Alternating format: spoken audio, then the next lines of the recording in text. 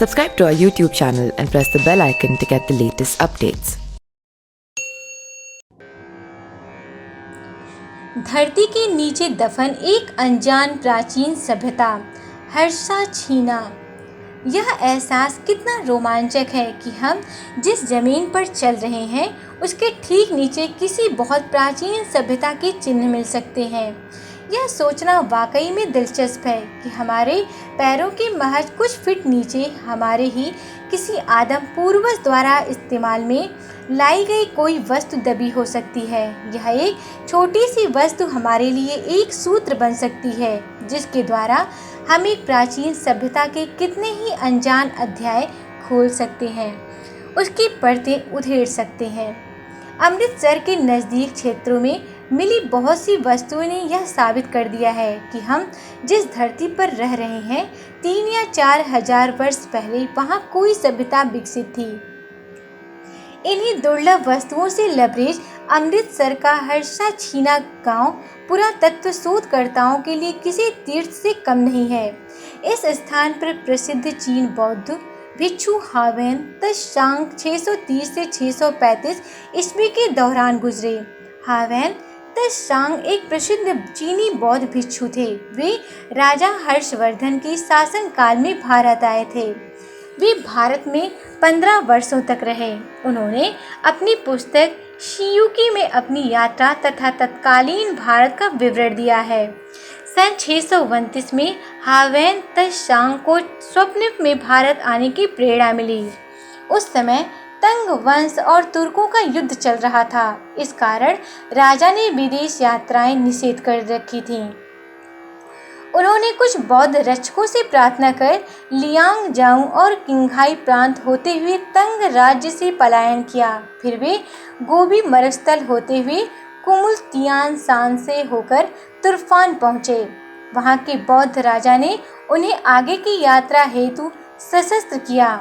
उसने उन्हें परिचय हेतु कई पत्र भी दिए, जिसके बाद वे एक यांकी, थेरवाड़ा मठ, कूचा, आक्रू, किंग्रिस्तान, तोकमाक, उज्बेकिस्तान, चेह सिंह, समरकंद, आमू दरिया, तामिर्ज, कुंडूज, बलख, बामियाना, जलालाबाद, लघमन, पेशावर, स्वात घाटी, बुनेर घाटी, कश्मीर से होते हुए चिन्ना भुक्ति, जिसे वर्तमान में फिरोजपुर कहते हैं, में पहुँचे। वहाँ भिक्षु विनीत प्रभा के साथ 1 वर्ष तक अध्ययन किया और सन 634 में जलंधर पहुँचे। पुरातत्व विज्ञान Alexander Cunningham report of a tour in the Punjab वर्ष सन 1878 से 79 के पृष्ठ 53 से 54 पर लिखते हैं कि जब वेन तशांग लाहौर यानी हावेन तशांग ने लाहौर को नारा सिन्हा तथा रांसी लिखा है को जा रहे थे तो उन्होंने दरिया ब्यास और रावी के मध्य बहुत बड़े चीनियों के थे गांव या नगर का पूरी तरह से ढह चुका रिहायशी क्षेत्र, जिसे टिब्बा भी कहा जाता है, दिखे। अगर आपको लिव हिस्ट्री इंडिया का काम पसंद आता है तो अपने सहयोग से हमें प्रोत्साहित करें। कोई भी योगदान छोटा नहीं होता। इसमें आपका ज़्यादा समय भी नहीं लगेगा। आपके योगदान के लिए धन्यवाद। जोसिंग हावेन तशांग अंक 2 पृष्ठ 199 पर लिखते हैं कि हावेन तशांग ने इस क्षेत्र को चाइना पट्टी का नाम दिया। उनके अनुसार कनिष्का पीरियड में सर्दी के मौसम में चीनी बंधकों को रखा जाता था। उस समय लोग गर्मियों, सर्दियों तथा बरसातों में अलग अलग स्थानों पर रहते थे। Report of tour in the Punjab में कनिंघम लिखते हैं कि अमृतसर से पशरूर को जाने वाली सड़क पर मौजूद हर्षा छीना को चीनी यारी नाम से संबोधित किया जाता था। उन्होंने लिखा है कि उन्हें इस स्थान पर सिकंदर के समय के थे दिखाई दिए। कनिंघम के अनुसार जब उन्होंने इस क्षेत्र का सर्वे कराया तो तो उन्हें 500 स्क्वायर फीट भूमि पर बने थे मिले, जिनकी ऊंचाई 46.5 फीट से 50 फीट के बीच थी। इस खुदाई के दौरान कनिंघम को 12 इंच लंबी, 8 इंच चौड़ी तथा 2 इंच ऊंची ईंटें मिली, जिन्हें तोड़ने पर उनमें से आभूषण मिले, जिनके बारे में अपनी यात्रा वृत्तांत में हावेन त्सांग ने लिखा था कि जब वे चिनियारी यानी मौजूद हर्षा छीना में पहुंचे तो वहां एक बौद्ध मठ का निर्माण हो रहा था, जहां लगाई जाने वाली ईंटों को बनाते समय उनमें आभूषण रखे जा रहे थे। इससे पता चलता है कि एक लंबा समय पहले यह एक धार्मिक स्थान रहा होगा। यहाँ पर 14 माह तक रहकर हावेन त्सांग ने धर्मशास्त्रों का ज्ञान हासिल किया। मौजूद समय हर्षा छीना के थे जहाँ पर मौजूद है वह हिस्सा गांव लल्ला अफगान का है। ऐतिहासिक दस्तावेजों के अनुसार इस क्षेत्र का असल नाम हर्षा चाइना यानी राजा हर्षवर्धन का चाइना था, जो कि समय के साथ बिगड़ते हुए हर्षा छीना बन गया। कुछ वर्ष पहले तक हर्षा छीना के थे करीब 200 एकड़ में फैले हुए थे, जबकि अब अवैध ढंग से इनकी की जा रही खुदाई के चलते ये मात्र 5 एकड़ में सिमट कर रह गया है और उनकी ऊंचाई भी मात्र 25 फीट के करीब रह गई है।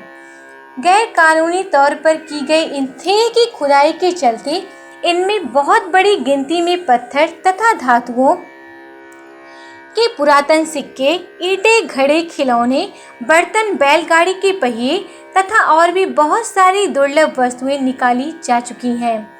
उक्त थेह में करीब 20 फीट की ऊंचाई पर मिट्टी की परत के नीचे से अलग तरह के पुरातन स्तंभ भी मिले हैं, जिनके बारे में शोध करने पर इतिहास में दर्ज कई बड़े सच सामने आ सकते हैं।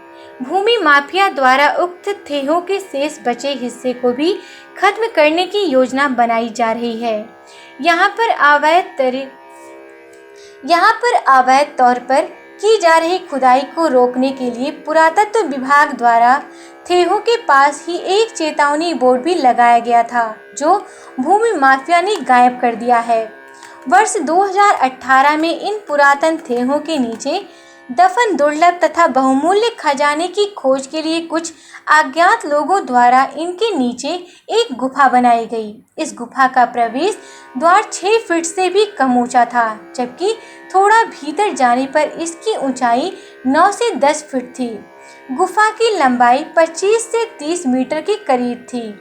इस गुफा का मामला सार्वजनिक होने के बाद पुलिस प्रशासन ने आनन फानन में गुफा के प्रवेश द्वार को वहां पड़ी मिट्टी के ढेलियों से अस्थायी तौर पर बंद कर दिया, जबकि 2 वर्ष बीत जाने के बाद भी अभी तक इसके बारे में कोई पुख्ता जानकारी नहीं मिल सकी है कि यह गुफा किन लोगों ने और कब बनाई और इसमें से खुदाई के दौरान कौन कौन सी दुर्लभ वस्तुएं निकाली गई हैं, जिस कारण उक्त गुफा का भेद अभी भी बरकरार है। हर्षा छीना की ही तरह अमृतसर के नजदीकी गांव कोटाली, बाशवा सिंह, अलगो कोठी, भीखी विंडी, खीमर करनी, अटारी आदि में खुदाई के दौरान मटरों के दाने के आकार के सिक्के, बौद्ध स्तूप तथा कुषाण सभ्यता की कई निशानियां मिल चुकी हैं।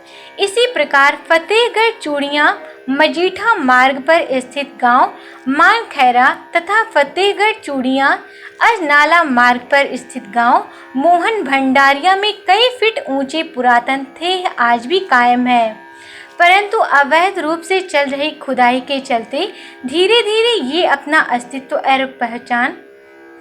और पहचान खोते जा रहे हैं। अगर इस ओर ध्यान न दिया गया तो आने वाले समय में इन थेहों की समाप्ति के साथ ही इतिहास में दर्ज प्राचीन सभ्यता की इन महत्वपूर्ण निशानियों की प्रामाणिकता पर भी प्रश्न चिन्ह लग जाएगा। Subscribe to our YouTube channel and press the bell icon to get the latest updates.